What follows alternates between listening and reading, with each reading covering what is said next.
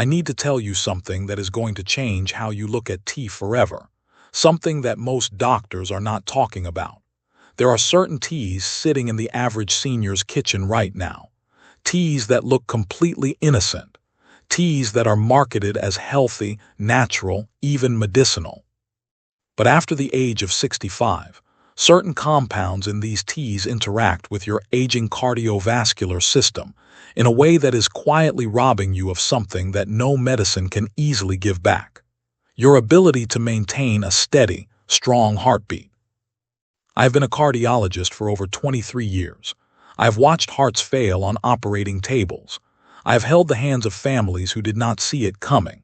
And I can tell you with absolute certainty that one of the most dangerous substances I see in my patients' homes is not prescription medication. It is not alcohol. It is not even processed food. It is a specific type of tea that almost everyone over 65 thinks is perfectly safe. Now, I know some of you are already making a face. I know tea feels like one of the last safe pleasures. But stay with me, because I am also going to show you the 3 teas that can actually help protect your heart as you age. Teas that support healthy blood pressure, that reduce inflammation, that work with your body instead of against it.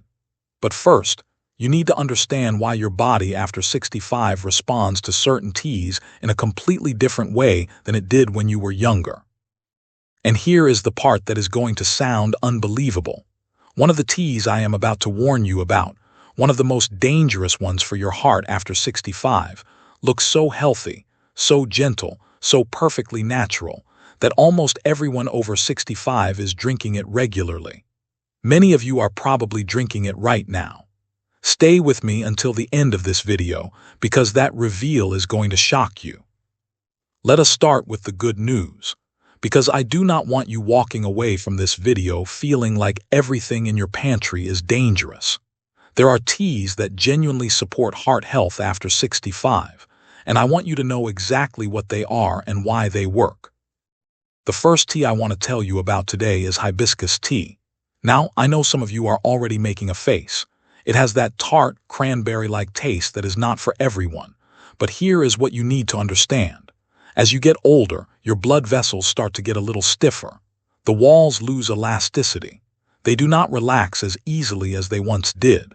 And that is one of the primary reasons blood pressure creeps up with age, even in people who are doing everything right. Hibiscus tea contains natural compounds called anthocyanins. These are the same antioxidants that give berries their deep red and purple color.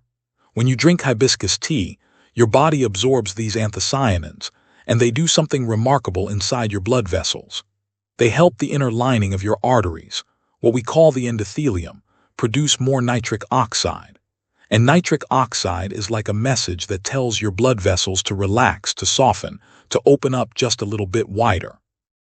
Think of it like a garden hose. When the hose is stiff and rigid, water has to push harder to get through. But when the hose is flexible and relaxed, water flows easily with less pressure. That is what nitric oxide does for your arteries. And multiple studies, including one published in the Journal of Nutrition, have shown that drinking hibiscus tea daily can lower systolic blood pressure by an average of 7 to 13 points in adults over 60. That is comparable to some first-line blood pressure medications. You do not need to drink gallons of it. 1 to 2 cups a day is enough. You can drink it hot. You can drink it cold. You can steep it with a little cinnamon if you want to soften the tartness. The key is consistency. Your blood vessels need that regular signal to stay relaxed. Which brings me to the second tea that can help protect you as you age: hawthorn berry tea. This one is less well known in the United States, but in Europe, hawthorn has been used for cardiovascular support for centuries, and the research backs it up. Hawthorn works in a different way than hibiscus. Instead of focusing primarily on blood pressure, hawthorn strengthens the actual contraction of your heart muscle. It improves what we call cardiac output, the volume of blood your heart can pump with each beat. As you age, the heart muscle itself can weaken slightly. It does not squeeze as forcefully as it once did. And for people with early-stage heart failure or reduced ejection fraction, that weakening becomes a real problem. Hawthorn berry contains flavonoids and oligomeric procyanidins, compounds that increase the force of the heartbeat without increasing the heart rate. They make each contraction more efficient. Think of it like tuning an engine. You are not revving it faster. You are making it run smoother, with better fuel efficiency and more power per stroke. A study published in the American Journal of Medicine followed over 900 patients with chronic heart failure who drank hawthorn tea daily. After 24 months, those patients showed significant improvement in exercise tolerance, reduced shortness of breath, and fewer episodes of fatigue compared to the control group. That is not anecdotal. That is measurable improvement in quality of life. You can find hawthorn berry tea in most health food stores. Steep 1 teaspoon of dried berries in hot water for about 10 minutes. 1 cup in the morning, 1 in the evening. It has a slightly sweet, mildly tangy flavor, nothing overwhelming. The third tea that can support your heart when used correctly is green tea. Now I am putting a very specific qualifier on this one, moderate use. And I will explain why in just a moment when we get to the dangerous teas. But when consumed in the right amount, green tea provides powerful antioxidants called catechins, particularly one called EGCG, epigallocatechin gallate. EGCG reduces oxidative stress in the cardiovascular system. It prevents LDL cholesterol, the bad cholesterol, from oxidizing and forming plaques inside your arteries. It also has mild anti-inflammatory effects that protect the endothelium, the inner lining of your blood vessels, from damage. The key with green tea after 65 is moderation. 1 to 2 cups per day, maximum. Any more than that, and you start running into the problems we are about to discuss. But at that dose, green tea is genuinely protective. Those are your 3 good teas: hibiscus for blood pressure, hawthorn for heart muscle strength, green tea in moderation for antioxidant protection. Now let us talk about the ones you need to avoid. Before I tell you about the dangerous teas, I want to pause for just a second. If this is making sense to you so far, if you are following along and this is clicking, leave a comment below with the word stronger. It lets me know you are still with me. And it helps this video reach more people who need to see it.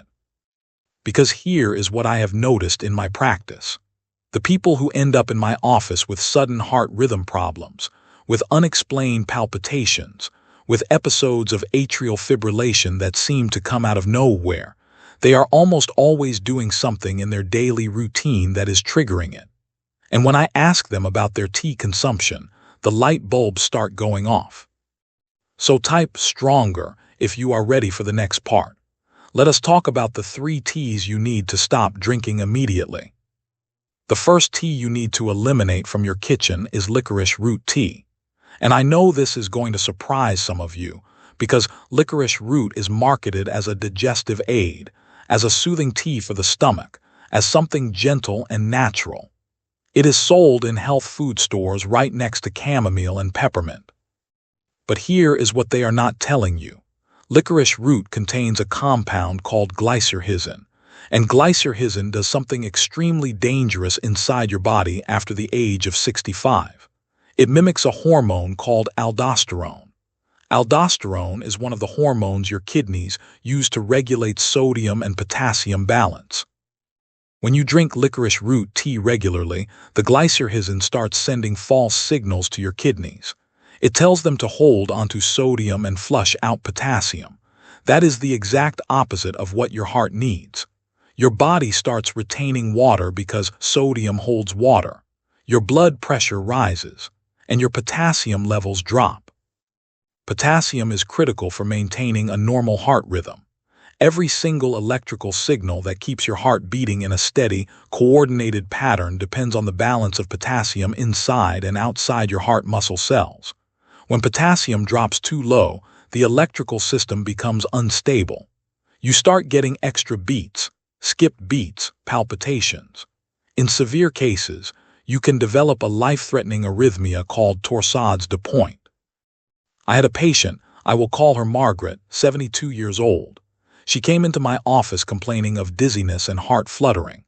Her EKG showed frequent premature ventricular contractions, PVCs. I ran a metabolic panel. Her potassium was dangerously low. When I asked about her diet, she told me she had been drinking licorice root tea every evening for 6 months because a friend told her it would help with her acid reflux. We stopped the tea immediately. Within 2 weeks, her potassium normalized. Within a month, the PVCs were gone. That tea was directly causing her arrhythmia, and she had no idea. The FDA has issued warnings about licorice root. They recommend limiting glycyrrhizin intake to less than 100 milligrams per day. A single cup of strong licorice root tea can contain 200 to 400 milligrams. If you are drinking it daily, you are putting your heart at serious risk.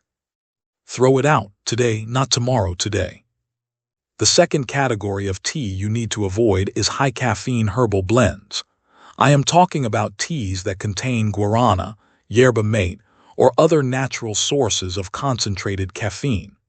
These teas are often marketed as energy boosters, as natural alternatives to coffee, as something clean and plant-based. But here is the problem. Guarana contains roughly twice the caffeine of coffee beans, gram for gram, and yerba mate is not far behind. When you drink these teas, especially if you are drinking them regularly or in large amounts, you are flooding your cardiovascular system with a massive dose of stimulants. Caffeine increases heart rate, it increases blood pressure, and it increases the release of adrenaline. In a younger person with a healthy cardiovascular system, that surge is manageable. But after 65, especially if you have any degree of arterial stiffness, any history of high blood pressure, or any undiagnosed coronary artery disease, that caffeine surge can trigger a cardiac event. Caffeine also affects the electrical conduction system of the heart. It increases the likelihood of developing atrial fibrillation, AFib, a condition where the upper chambers of your heart quiver instead of beating in a coordinated rhythm. AFib dramatically increases your risk of stroke because blood can pool in those quivering chambers and form clots. A study published in the European Heart Journal followed over 380,000 adults and found that consuming more than 300 milligrams of caffeine per day, that is about 3 cups of regular coffee, increased the risk of new-onset atrial fibrillation by 31% in adults over 60. And those high-caffeine herbal teas, the ones with guarana or yerba mate, can deliver that much caffeine in a single cup. I think about a lot when I talk with older adults who tell me they switched from coffee to yerba mate because they heard it was healthier. They are proud of the change. They think they are doing something good for their body. And then they come in with heart palpitations, with anxiety, with blood pressure readings that are spiking for no clear reason. And when we dig into it, it is the tea. Your heart does not care if the caffeine came from a coffee bean or a guarana seed. Caffeine is caffeine, and after 65, your body metabolizes it more slowly. It stays in your system longer. The half-life of caffeine in a 70-year-old is nearly double what it is in a 30-year-old. That means 1 cup of high-caffeine tea in the morning is still affecting your heart late into the afternoon. If you need an energy boost, if you are tired and you want something to wake you up, the solution is not more caffeine. The solution is better sleep, better hydration, and moderate physical activity. Those are the things that actually restore energy in a sustainable way. If you are currently drinking guarana tea, yerba mate, or any herbal blend labeled as energizing or stimulating, stop. Replace it with one of the good teas we talked about earlier. Your heart will thank you. And now, the tea I promised you at the beginning of this video. The one that is going to shock you. The one that looks so healthy, so gentle, so completely natural that almost everyone over 65 is drinking it without a second thought. Ginkgo biloba tea. I know what you are thinking. Ginkgo is supposed to be good for you. It is marketed for memory. It is sold as a brain supplement. It is one of the top-selling herbal products in the United States. How could it possibly be dangerous?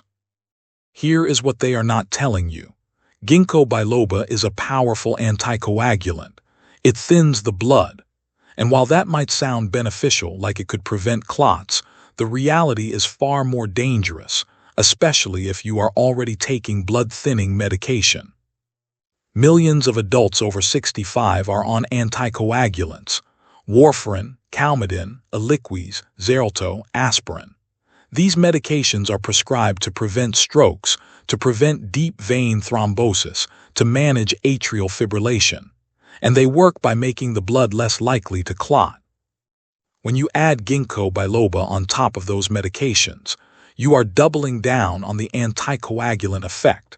You are pushing your blood into a dangerous zone where it becomes too thin. Too thin blood does not clot when it needs to. A minor cut becomes a bleeding event. A fall becomes a brain hemorrhage. And here is the terrifying part. Ginkgo also affects platelet function. Platelets are the tiny cell fragments that rush to the site of a blood vessel injury and plug the hole. Ginkgo interferes with that process. There are documented cases in the medical literature of patients who suffered spontaneous bleeding, subdural hematomas, and fatal hemorrhagic strokes after combining ginkgo biloba with prescription anticoagulants. These are not rare, freak accidents. These are predictable interactions based on how the compounds work inside your body.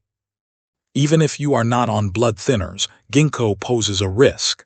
As you age, your blood vessels become more fragile. Small capillaries in the brain, in the eyes, in the digestive tract become prone to microbleeds. Ginkgo increases the likelihood that a microbleed becomes a major bleed. I had a patient, I will call him Robert, 69 years old, who came in for a routine checkup. He mentioned that he had started drinking ginkgo tea every morning because he was worried about his memory. He thought it was harmless. He did not think to mention it to me until I asked directly about supplements and teas. He was also on aspirin for cardiovascular protection. I ran a bleeding time test. His levels were dangerously prolonged. We stopped the ginkgo immediately. 2 weeks later, his bleeding time normalized. He had no idea how close he was to a serious event.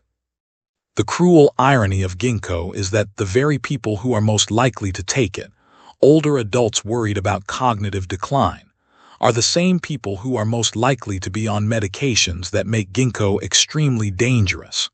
And the marketing around ginkgo is so aggressive, so optimistic, that most people never think to ask their doctor before they start drinking it. If you are drinking ginkgo biloba tea, stop. If you are taking ginkgo supplements, stop. And if you are on any blood-thinning medication, or if you have any history of bleeding disorders, do not go anywhere near ginkgo without explicit approval from your cardiologist. The risk is not worth it. There is no credible evidence that ginkgo improves memory in healthy adults. The studies that claim cognitive benefits are weak, inconsistent, and often industry-funded. What is clear, what is undeniable is that ginkgo increases bleeding risk. That is the trade-off. And after 65, it is a trade-off you cannot afford. I want to take a moment here and just speak to you directly, just one human to another. I know that getting older is not always easy. I know that you are doing your best to stay healthy, to stay independent, to keep your mind sharp and your body strong. And I know that when you see a product marketed as natural, as healthy, as something that can help you, it is incredibly tempting to try it. But the truth is, natural does not always mean safe. And after 65, your body is different. The systems that protected you when you were younger, the systems that filtered out toxins, that balanced your electrolytes, that regulated your heart rhythm, those systems are slower now. They are more vulnerable. And certain substances that were harmless at 40 can be genuinely dangerous at 70. That is not your fault. That is not something you did wrong.